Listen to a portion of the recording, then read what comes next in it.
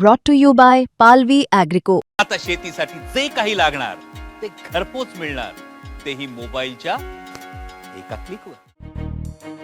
परभणी महानगरपालिकेत उद्धव ठाकरेंच्या शिवसेनेचा महापूर बसलाय।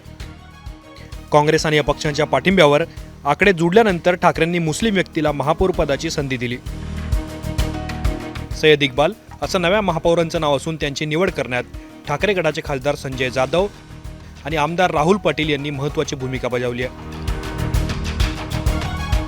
महापौर पदाच्या निवडीत ठाकरे गटाच्या सय्यद इक्बाल यांना 39 तर भारतीय जनता पार्टीच्या तिरुमला खिलारे यांना 26 मतं मिळाली, तर उपमहापौरपदी काँग्रेसच्या गणेश देशमुख यांची नियुक्ती करण्यात आली आहे।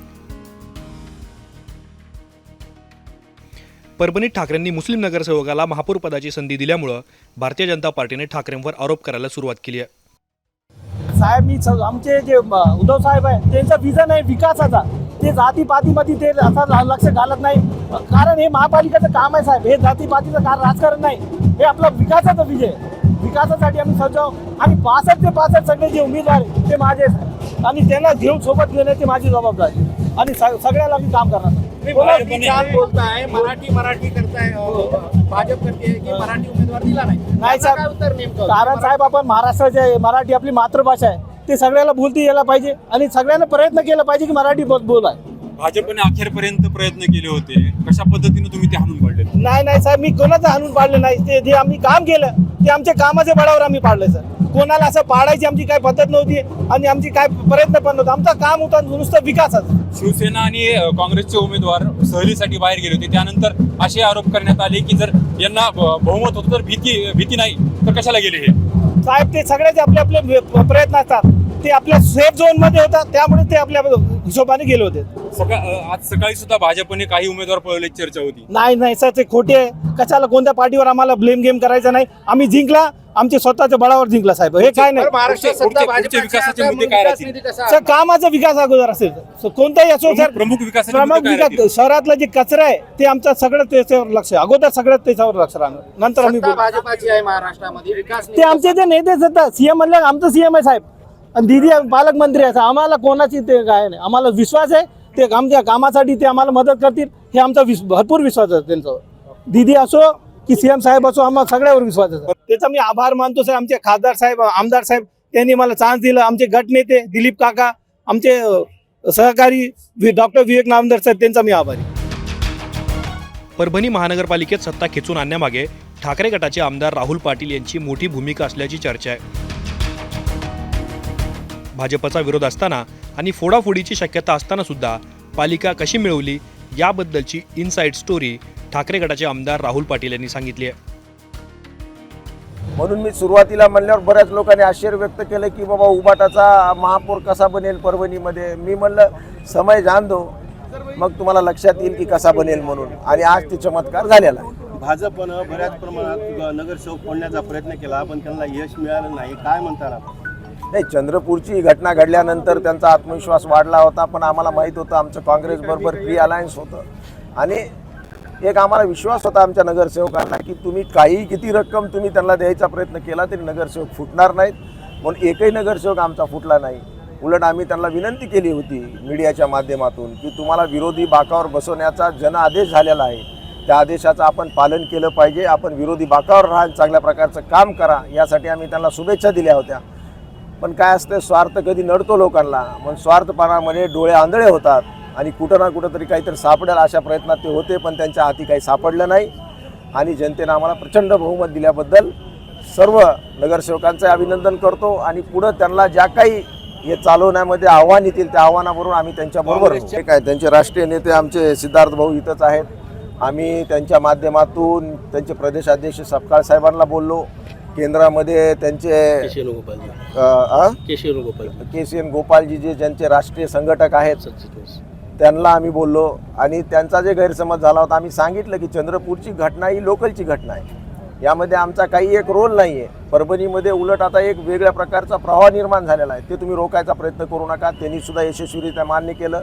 रात्री 2 वाजेपर्यंत आम्ही फोनवर बोलत होतो आणि काँग्रेस पार्टीने मोठं मन करून आज या निमित्तानं आम्हाला सहकार्य केलं आणि दोघांच्या महाआघाडीनं आज इथं विजय प्राप्त केला। महापौरपदी तरुण मुस्लिम चेहरा आपण दिला, काय यामागचं गणित आहे आणि काय भावना आहे? मुस्लिम चेहरा आम्ही फक्त सक्षम कोण आहे हे बघण्यात आलं. सक्षम चेहरा आम्ही दिलेला आहे.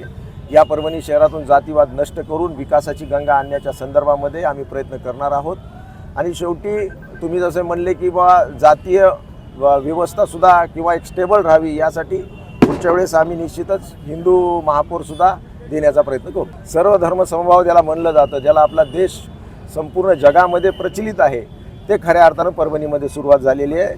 जातीपातीच्या राजकारणापासून आम्ही सुरुवातीपासून कोसो मैल दूर आहेत. आणि आज हे सिद्ध केले आम्ही की तुम्ही जर काम करणार असाल तर जातीबद्दल द्वेष निर्माण करून तुम्ही सत्ता प्राप्त करू शकत नाही, तर तुम्ही लोकांचे प्रश्न सोडून सुद्धा सत्ता प्राप्त करू शकता. हे आज परत एकदा सिद्ध झालं. भाजपच्या हिंदू मुस्लिम राजकारणाला हा चेकमेट आहे का? 100% हा चेकमेट आहे. आणि यानंतरच्या काळामध्ये सुद्धा अशाच परभणीचा विकास होईल. सर्व जाती धर्माच्या लोकांना घेऊन जाण्याचा प्रयत्न केला जाईल. आज सुद्धा तुम्ही पाहता 25 नगरसेवकामध्ये आमचे हिंदू नगरसेवक सुद्धा आहेत, मुस्लिम जवळपास 12-13 आहेत, हिंदू जवळपास 10 आहेत, दलित चेहरेसुद्धा आमच्याकडे सक्षम चेहरे आहेत. म्हणून सर्व धर्माच्या युवकांना आणि युवकांची टीम आज आमच्याकडे जमा झालेली आहे. किती वेळेस पराजय व्हायचं आणि काय बोलायचं याला काही मर्यादा राहिलेली नाही. म्हणून आम्ही मर्यादा सोडून वागणारे माणसं नाहीत, आम्ही मर्यादात बोलणारे लोक आहेत. आणि भविष्यातही असल्या गोष्टीकडे आम्ही लक्ष देत नाहीत. आम्ही काम करून दाखवणारे माणसं आहेत. कित्येक लोक म्हणले इथं येऊन की आम्ही दत्तक घेतो, मोठे मोठे हेलिकॉप्टर आले, मोठे मोठे नेते आले, पण परभणीच्या जनतेनं आम्हावर विश्वास ठेवलेला आहे आणि कामावरच आम्ही विश्वास ठेवतो. नुसतं फाजील बडबड करण्यामध्ये आम्हाला काही एक रस नाही. ठाकरे गटाला संपूर्ण महाराष्ट्रात एकही महानगरपालिका जिंकता आलेली नव्हती, परंतु परभणी शहरात हा चमत्कार कसा घडला याबद्दल ठाकरे गटाचे खासदार संजय उर्फ बंडू जाधव यांनी मोठी प्रतिक्रिया दिली आहे. चंद्रपूरमधल्या घटनेमुळं काँग्रेसमध्ये थोडी अस्वस्थता होती, परंतु काँग्रेसच्या लोकांना सुद्धा आमच्या इथल्या काँग्रेसच्या नेत्यांनी समजून सांगितलंय की बाबा इथं आमचं निवडणुकीपूर्वीची युती आहे, त्यामुळं आम्ही इथं आमच्यामध्ये चांगली ट्युनिंग आहे, चांगलं अंडरस्टँडिंग आहे, आमच्यामध्ये कुठलाही मतभेद नाहीये, मनभेद नाहीये, त्यामुळे आम्हाला काही डिस्टर्ब करू नका. त्यांनी त्यांच्या नेत्याला सांगितलं, आम्ही आमच्या नेत्याला सांगितलं आणि आम्ही आमचा लोकल लेवलवर आम्ही आपल्यामध्ये अंडरस्टँडिंग करून आज महापौर आणि उपमहापौराच्या निवडी आम्ही यशस्वी केल्या. त्याबद्दल सर्व सन्माननीय नगरसेवकांचं मी मनपूर्वक स्वागत करतो.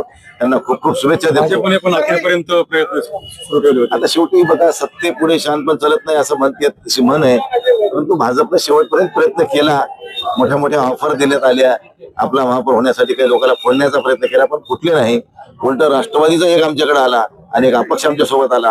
म्हणजे 26 विरुद्ध 39 मतानं आम्ही या ठिकाणी जवळजवळ 4 आणि 13 मतानं आम्ही या ठिकाणी ही महापौराची निवडणूक जिंकलो. याचा आम्हाला अभिमान आहे. महापालिकेमध्ये यश मिळालं, आता जिल्हा परिषद, आता जिल्हा परिषदेची काय काय परिस्थिती निर्माण होती त्या प्रमाणे आमची मेंबरच आहेत 6, त्यामुळे आम्ही उगाच खोटा नाटा दावा करणं काही उचित नाही. त्या ठिकाणी सर्वात मोठा पक्ष भाजप नंतर कोणता असेल तर ती राष्ट्रवादी. त्यांनी काय करायचं त्यांनी ठरवावं. त्यांची लढाई आता त्यांच्यासोबत, आमची नाहीये. आमच्यासोबत कोण येणार आहे? 6 लोकांसोबत, ते 24 भाजपचे, आमचे 6. हे काही समीकरण उचित नाहीये. परंतु काय काय घडते त्याप्रमाणे पुढे बघत राहू.